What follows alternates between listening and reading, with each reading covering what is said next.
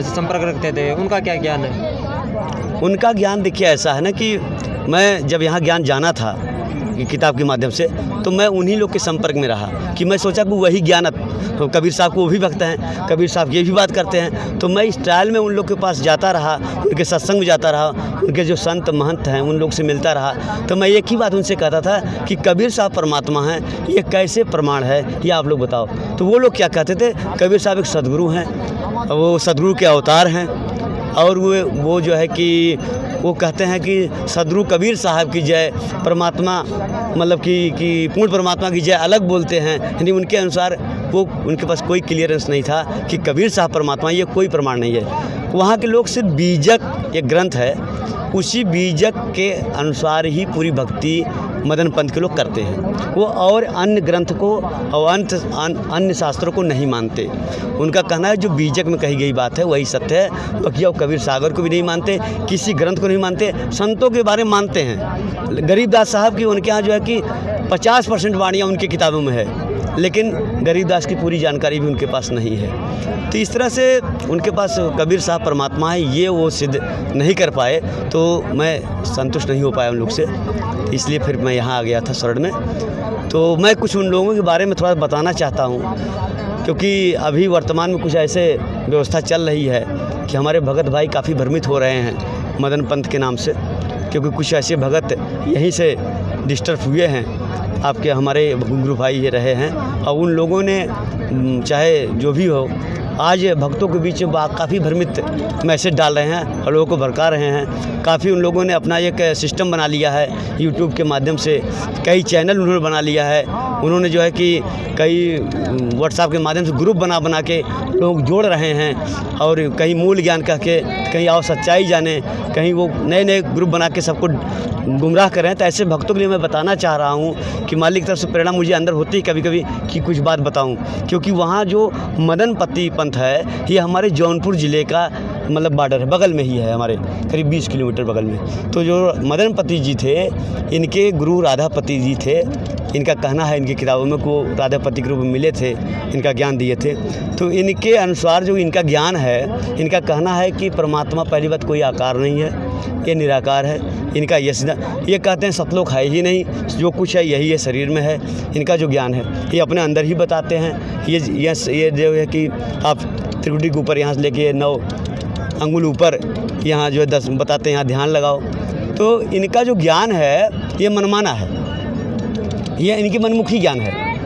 ये खुद अपने मान बढ़ाई में जो आज भगत भ्रमित हुए हैं, जो भक्तों को डिस्टर्ब कर रहे हैं, ये इसमें एक अभी नितिन करके हैं जो इस समय काफ़ी भूमिका निभा रहे हैं, और एक संजय करके जो हमारे जौनपुर ज़िले के पहले जिला सेवादार में सहायक रूप में रहे हैं। लेकिन ये लोग समाज को और भगत को इस तरह से भ्रमित कर रहे हैं, ऐसी ऐसी बातें बोल के समझा रहे हैं कि यही का ज्ञान जो कि वो लोग यहाँ रह के यह जान पाए हैं कि भक्ति कैसे करना चाहिए, या पर कबीर साहब के बारे में, परमात्मा के बारे में जो ज्ञान है ये शास्त्रों के अनुकूल यहाँ से जानकारी मिली।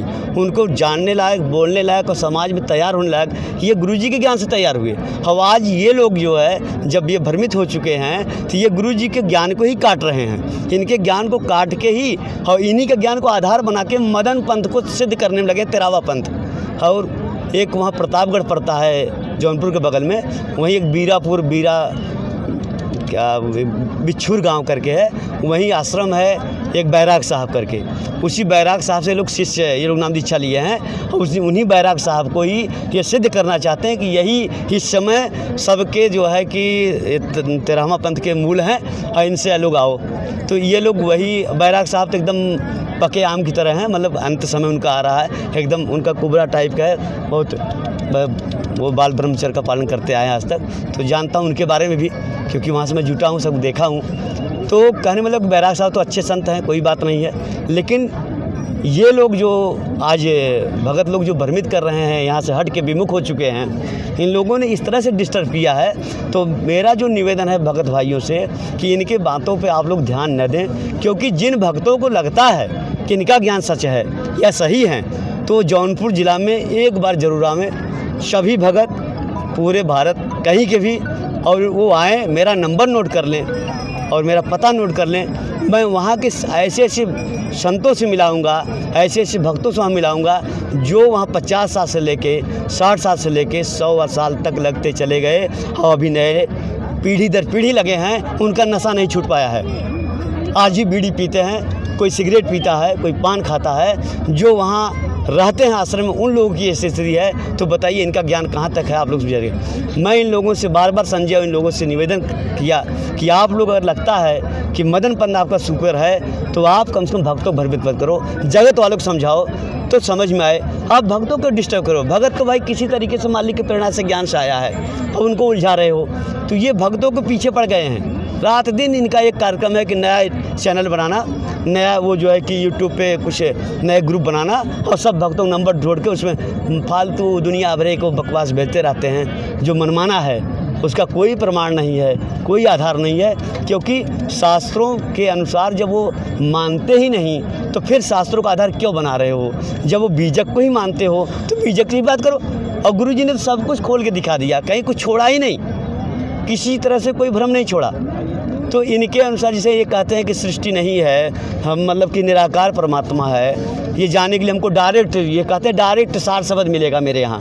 भाई डायरेक्ट 60 शब्द अगर होता, मैं एक ही बात आपको सबको कहना चाहता हूँ कि अगर कबीर साहब परमात्मा स्वयं धरती 600 साल पहले आए थे, उस समय हम तो इतने अच्छी आत्मा थे, तब तो थोड़ा शंका उन्होंने परीक्षा लिया और हम फेल हो गए, तब पास किए ही नहीं डायरेक्ट, क्योंकि हम योग्य थे, हमारे अंदर इतनी कमियां नहीं थी। तब तो परमात्मा परीक्षा लिए और एक परीक्षा में फेल हो गए, उसमें पार ही नहीं किए डायरेक्ट। तो अब डायरेक्ट देने वाला कौन आ गया।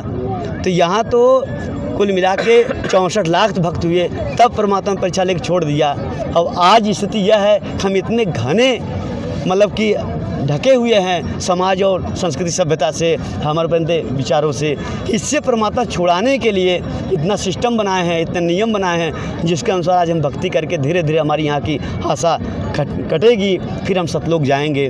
तो इस तरह से ये लोग डायरेक्ट की बात कह के लोग गुमराह कर रहे हैं। तो इनके डायरेक्ट बहकाम न हमें, क्योंकि हम काल के जाल में हैं, तो डायरेक्ट निकलने की व्यवस्था नहीं है बिना उसके यहाँ से जमानत कराए। परमात्मा यहाँ से उसका जमानत करवा रहे हैं, यहाँ से भक्ति करा तब निकलना चाहते हैं। ये कहते हैं डायरेक्ट निकल जाओ। भाई अगर जेल में कोई बंद है, डायरेक्ट भागोगे तो फिर पकड़े जाओगे, फिर जेल में चले जाओगे। नियम यह है कि आप जेल से अगर निकलना चाहते हो तो यहाँ से पहले जमानत करवाओ, नियम पूरा करो, धारा यहाँ की पूरा ख़त्म करो, अपनी 84 लाख वाला सिस्टम पूरा, तब नहीं जाओगे आप। तो दूसरी चीज़ ये कहते हैं डायरेक्ट ध्यान लगाओ। ठीक है भाई, डायरेक्ट कहाँ ध्यान लगाएंगे। अगर मान लिया जाए उनके यहाँ कोई ऐसी बात है डायरेक्ट ध्यान लगाने की, तो किसी को अगर बंदूक दे दिया जाए और कह दिया जाए भाई यही निशाना है, मारो फायर करो, तो आप ये बताओ बंदूक देने से मतलब थोड़ी उसमें गोली होना चाहिए ना। और गोली है नहीं किसी के पास, क्योंकि सतनाम तो यहाँ है, किसी के पास सतनाम नहीं है। और ये सतनाम को खंड बताते हैं, सही नहीं बताते, ये मनमाना बता। आज तक इस धरती पे साहब ने जितना ज्ञान बताया, सब संतों का प्रमाण दिया है, ऐसे महान संतों का जो सतनाम का जाप किए हैं, सार नाम का किए हैं, प्रथम नाम। आज ये बताते हैं सतनाम है ही नहीं, सार नाम है ही नहीं, डायरेक्ट 60 शब्द है।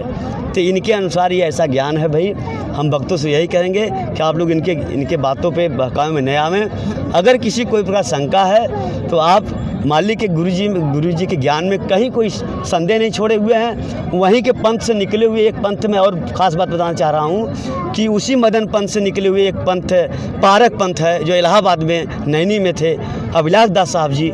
आज भी उनका ज्ञान, उनका पुस्तक वहीं बड़ैया गद्दी में बनदमन के आश्रम में बिकता है, जो कि अभिलाष दास साहब यहाँ आए थे गुरुजी से चर्चा करने और निरुत्तर होके गए थे। अंत में जाकर वो आत्महत्या कर रही है, उनका हार्ट फेल हो गया, पूरी जानकारी नहीं है, लेकिन वो एकदम निरुत्तर होके गए थे और साहब ने अपने सत्संग में बताया है पारक पंथ के बारे में। तो आप लोग उस ज्ञान को देखिएगा सत्संग में, पता चल जाएगा पारक पंथ के बारे में, वो मदन पंथ का ही पूरा अंग है।